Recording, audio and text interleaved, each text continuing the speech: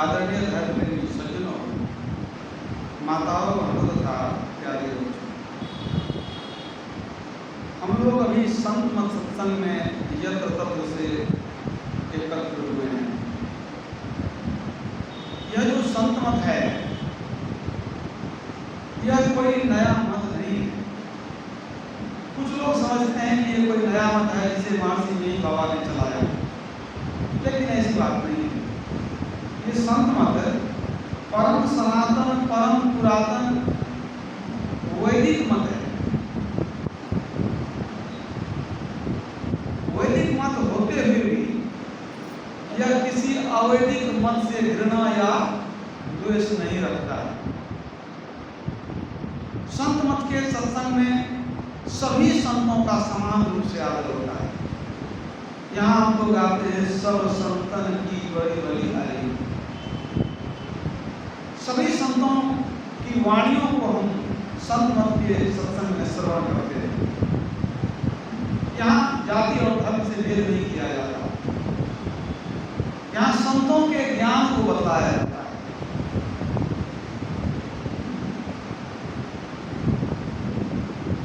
जो सच्चे संत होते हैं उनका ज्ञान एक ही तरह होता है।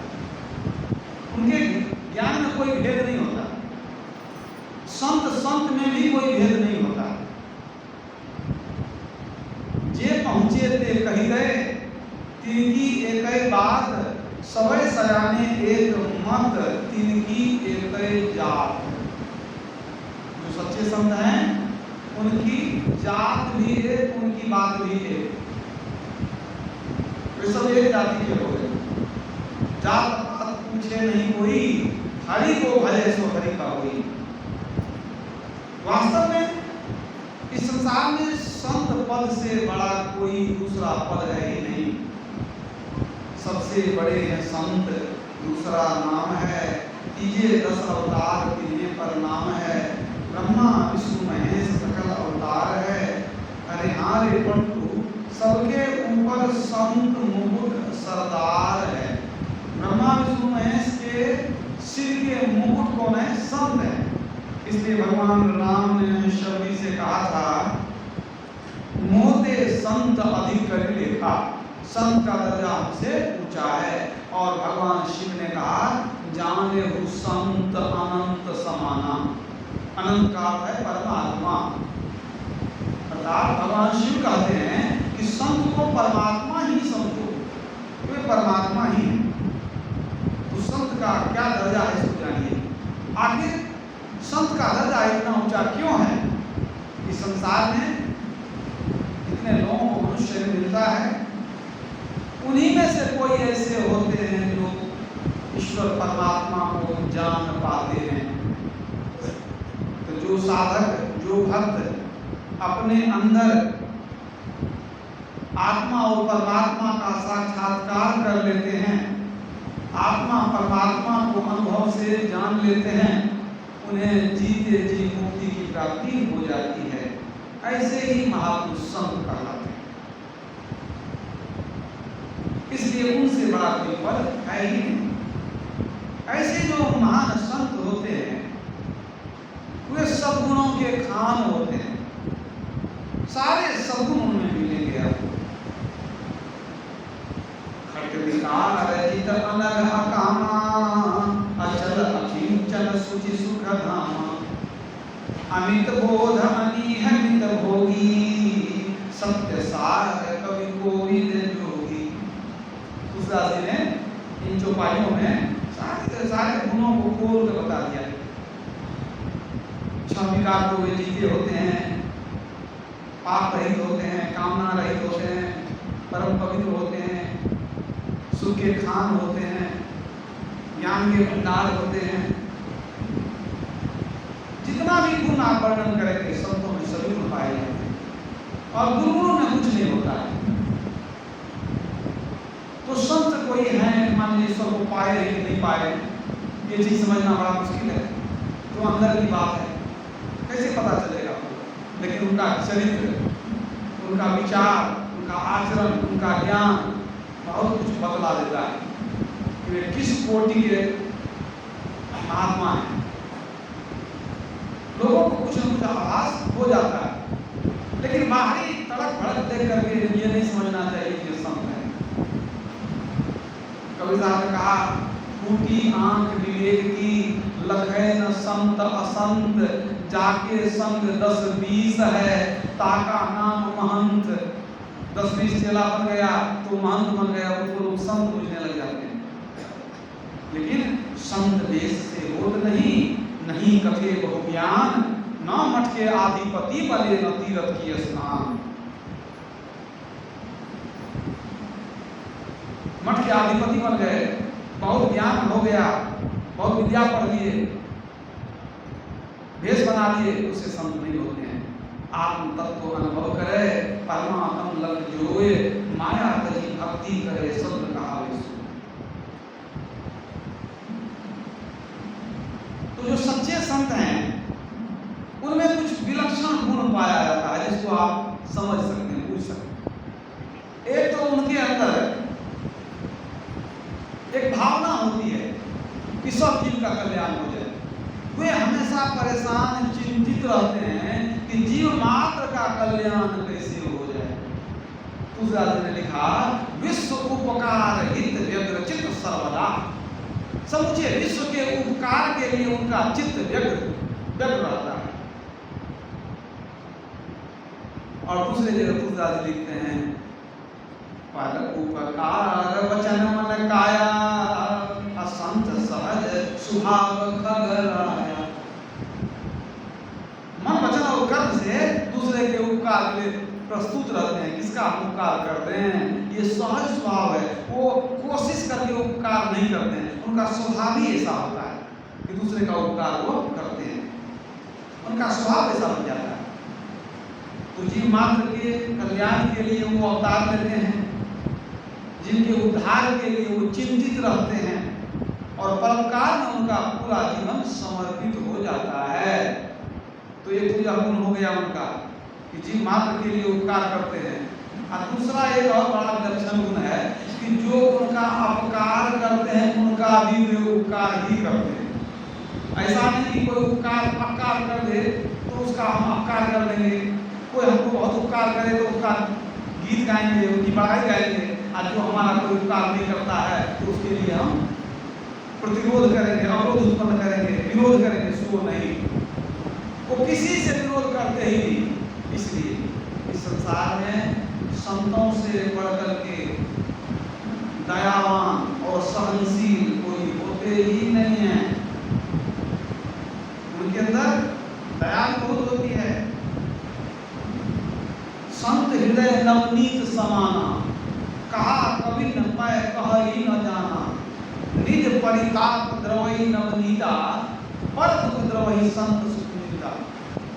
उसका लिखते हैं कि संतों ने नहीं, कवियों ने संतों के हृदय की तुलना मक्खन से की है। कभी लोग कहते हैं कि संतों का हृदय मक्खन की तरह कोमल होता है। कवियों ने ऐसा कहा, पर उन्होंने कहने के लिए नहीं जाना। कवियों ने संतों की उपमा मक्खन से दी है, लेकिन ये उपमा ठीक नहीं है। उन्होंने कहना नहीं जाना। क्यों? मक्खन तो अपनी गर्मी से पिघल जाता है, लेकिन संत दूसरे के दुख को देखकर पिघल जाते हैं।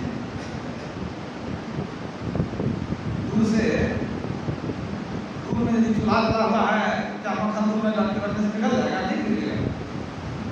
मक्खन को अपनी गर्मी लगती है तब पिघलता, और संत को अपना दुख नहीं, दूसरे के दुख को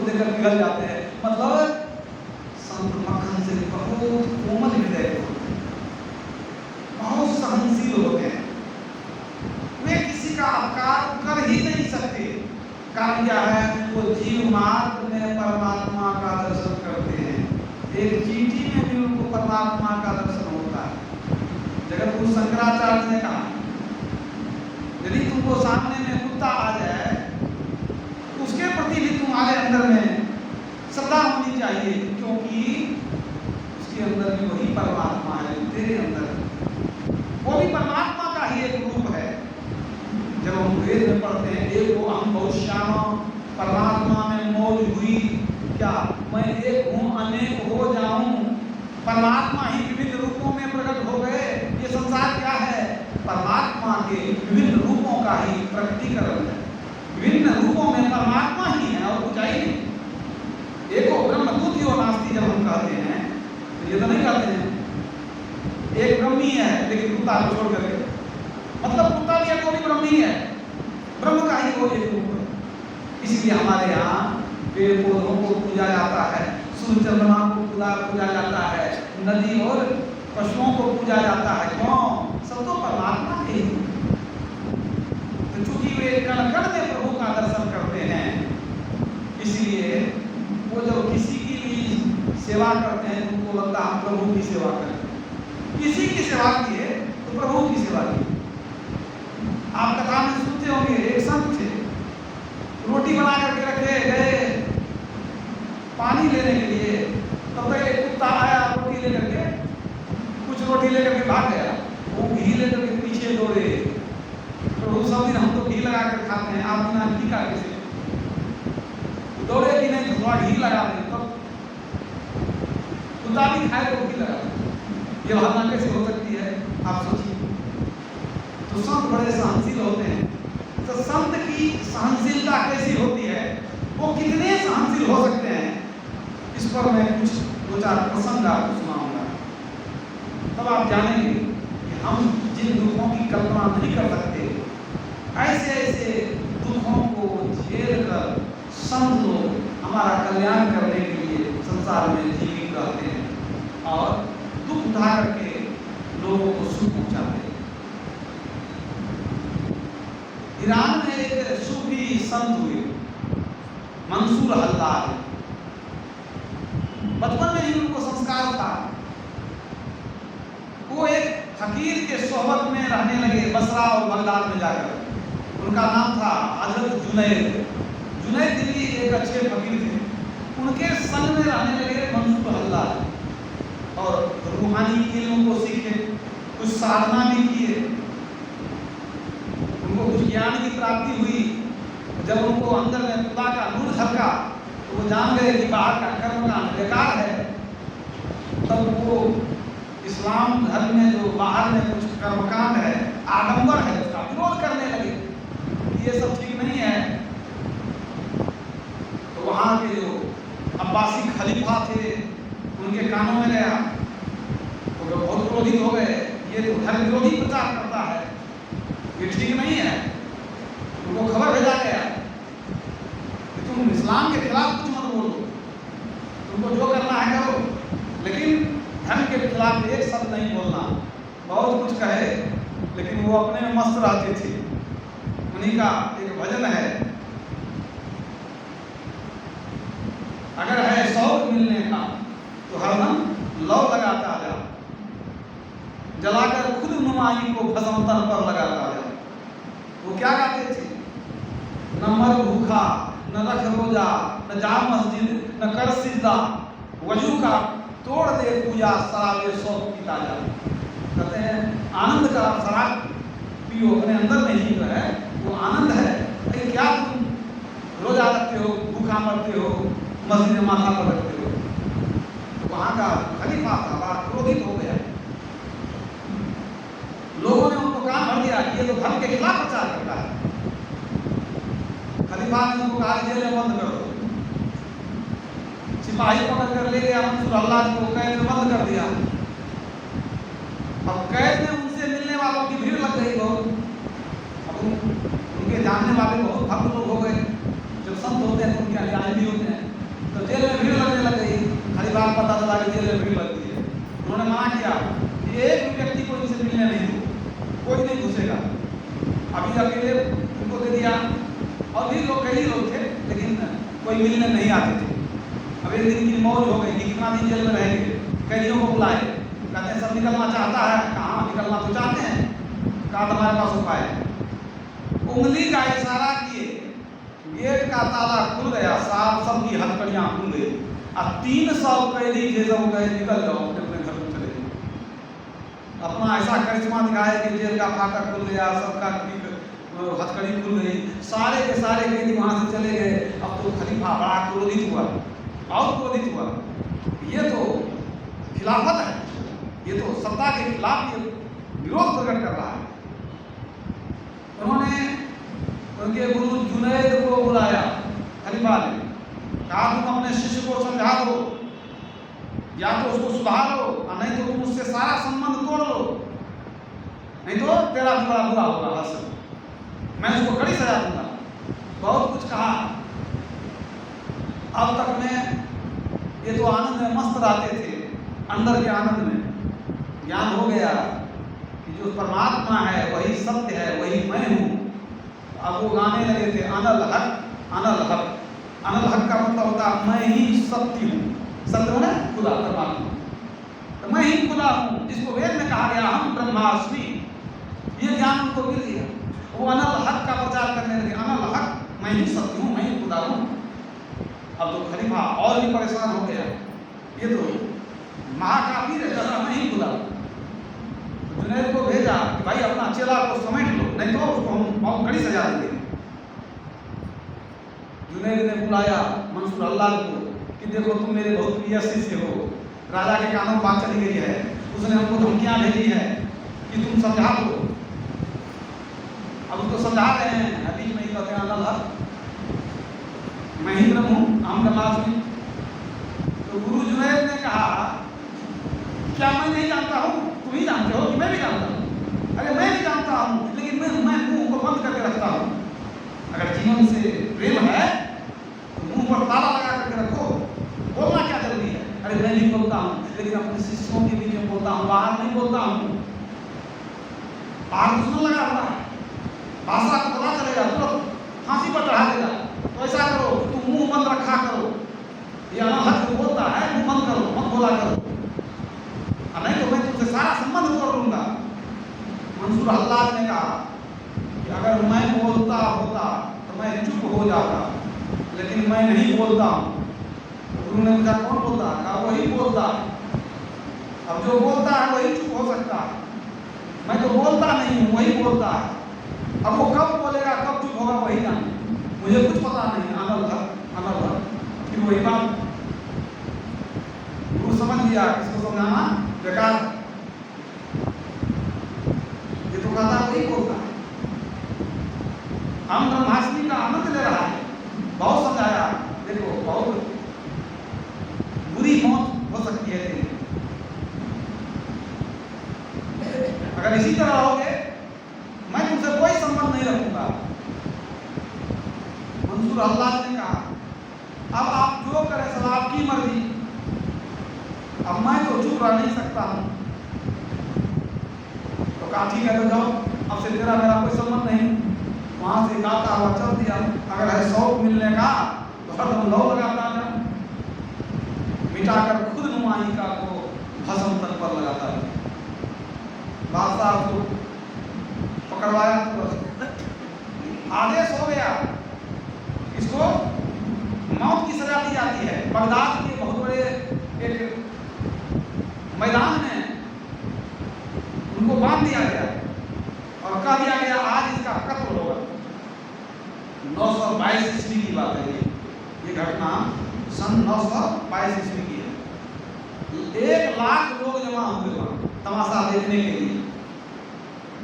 एक फकीर को फांसी दिया जा रहा है, कत्ल किया जाएगा, चारों तरफ से लोग जमा हुए और खलीफा का आदेश हुआ कि जो सब इसके विरोधी हो सबको इसको पत्थर से मारो। वहाँ नियम था पत्थरवाह करने का, ये भी नियम होता है। सब पत्थर लेकर के उस पर बरसा रहे हैं, पत्थर मार रहे हैं, फिर भी वो हंस रहे थे, फिर भी वो मुस्कुरा रहे थे। लेकिन अब हजरत जुनैद के मन में आया कि अगर हम नहीं जाएंगे देखने के लिए तो कहीं बादशाह हमारे खिलाफ भी हो जाए, कि कहीं कुछ संबंध है इसको, अभी भी हमारे भी जिम लगे हैं। तो वो भी अपने शिष्यों के साथ, उनके गुरु जुनैद भी आ गए और सब कुछ ना कुछ फेंक रहा था। जिसको पत्थर नहीं मिला वो मिट्टी ढेला कुछ ना कुछ उसको मार रहा था फेंक करके।